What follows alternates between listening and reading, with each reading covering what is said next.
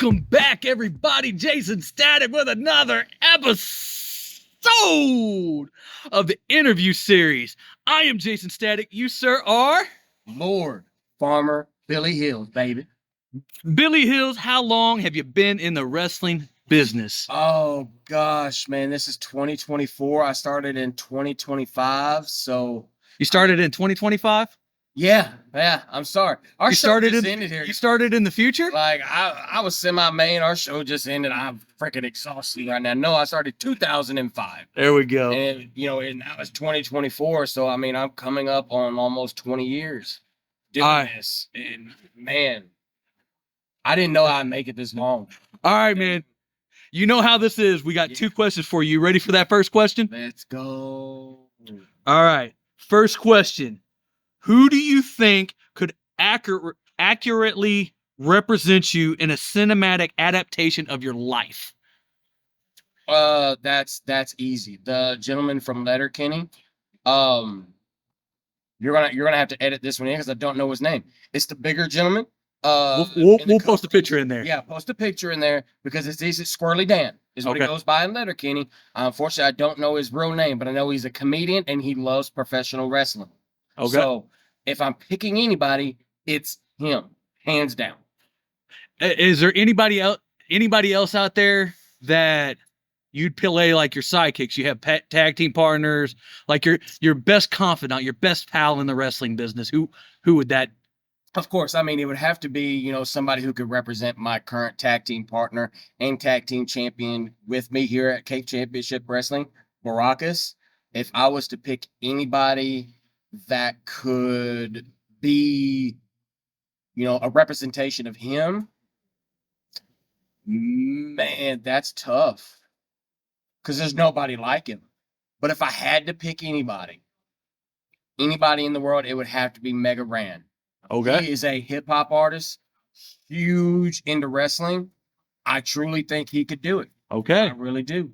All right, man. That's the first question down. We're getting ready for that second one, man. Billy Hills, my brother from another mother, the Bearded Brothers. Are you ready for that last question? I think so. That first one was a little crazy. What's this last one? All right, man. Given the nature of the wrestling business at times, should green guys be cautious about the company they keep, which could lead them being labeled negatively? And if so, what are some of those types of things in the industry that green guys and hell, even the older school guys should potentially stay away from or maybe not even do anymore? Of course, they should absolutely watch out for the company they keep because not everybody's your friend. Right. That you meet in this business. It's just not. And to answer the second part, like there's even some promoters now who believe that you can work for me and only me. If there's, for some reason, a very big city, more than one wrestling company in it, you can only work for me and me only. Stay away from those people. Those are bad people. That's not the people that's looking out for you and want to take you to another level. So don't. Stay away from them. And anybody who you start seeing that you're kind of close to or maybe wanting to kind of let in to your circle, you start seeing that, start getting some negative feedback for anything or just start get away from that, man. You don't need that. You don't need it at all. Keep it away from yourself and you'll do great things. Do you think it's important for especially young guys in the game to, when they do get close to certain types of people and certain types of things in the industry, to either, like you said, pull back or maybe even be like, hey, why are you doing such a thing? If it's a veteran that's doing it, you and I both know how that can go. Right. Keep somebody like that at arm's length. Right. You can still interact with them, but just keep them back. Keep them at arm's length. Yeah. If it's somebody that you've really kind of grown close to and maybe even came up in the business with, right, it's all right to have that conversation in the car and be like, hey, you good? Seeming a little like something's going on. Right. It's all right. But if it's a veteran who just comes up to you and it's just, don't. Yeah. Like a true veteran, unless, it's somebody who's like WWE, been there, done that. Right. Hardly ever just come up to you and just give you stuff. Right. A real veteran will wait for you to come to them. Those are the ones that you want to talk to. Right.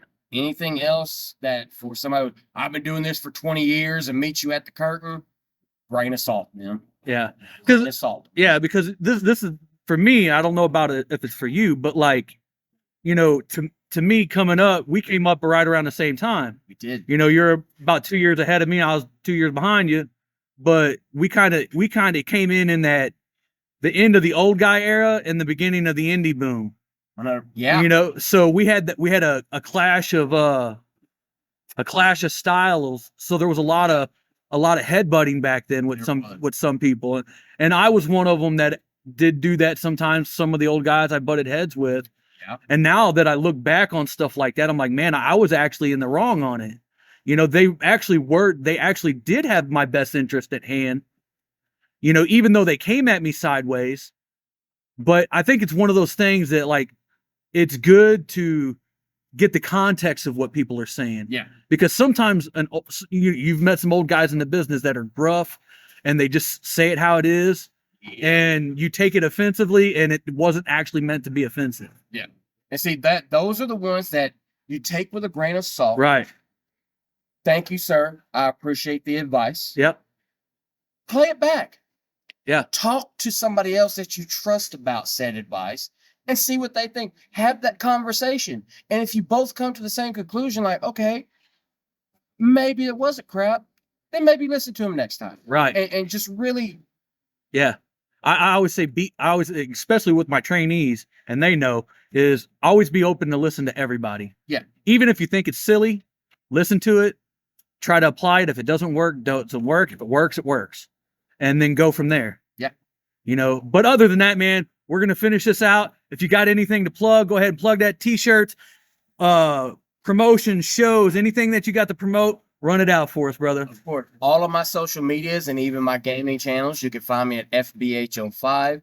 As far as merchandise goes, I am signed exclusively to Mouthpiece Designs, so mouthpiecedesigns.com. You can find all of my merchandise for Farmer Billy Hills and the Violence Association, which is me and my tag team partner, Baracus. You can find our merchandise and even our music for sale up there. You can even find us here as a tag team June 29th in Cape Girardeau, Missouri for Cape Championship Wrestling. Tickets will go on sale here in the next couple of weeks. Find them, get them quick because they don't last long. Absolutely, man. Brother, I appreciate you. I always enjoy getting to meet Billy Hills, hanging out with Billy Hills, because it doesn't happen too often, but when we do, it's like old times. It is. We are just two old souls, and whenever we meet, we mesh, and I love our time together. Absolutely, man. When it ends. Absolutely, man. But we know how this ends, guys. Sitting on the opposite side of this camera, we're going to plug all Jaysin Static stuff. Fight Club Wrestling Academy on YouTube, Fight Club Wrestling Academy on Facebook, Jaysin Static on all social media. And last but not least, and the best one of all, check out weare138co.com for all the super dope Jaysin Static merch and all the Fight Club Wrestling Academy merch too. Billy, we definitely got to get you on some more of these because I like the insight that you had, and we got to get Baracus, and we got to definitely get more of these CCW guys on this show. We got to. But the one thing that I got to leave you all with is if you don't follow 138, I have one saying that can really sum myself up. If you don't follow 138, I will find you. And if you don't get down with 138, you will get plowed down. You heard me? I heard you. Much love, everybody. Peace out. Woo!